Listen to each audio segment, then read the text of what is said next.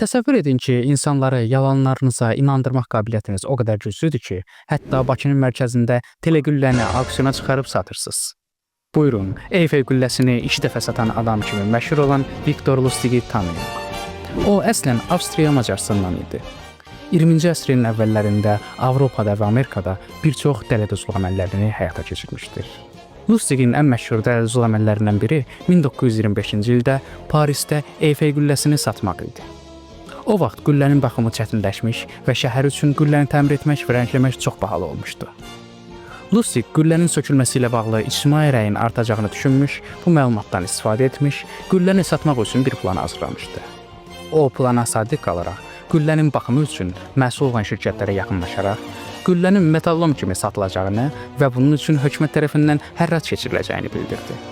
Lustig saxta hökumət sənədləri ilə bir alverçidən böyük məbləğdə pul alaraq bu məşhur dələduzluq əməlini həyata keçirmişdir. Azərbaycanda olsaydı, böyük ehtimalla vurduğu zərər nəzərə alınmaqla 14 ilə qədər azadlıqdan məhrum etmə cəzasına məhkum olunacaqdı. Lakin o, Birləşmiş Ştatlarda 20 il azadlıqdan məhrum etmə cəzasına məhkum olundu. 1947-ci ildə isə sətəlcəm olaraq həbsxanada vəfat etdi.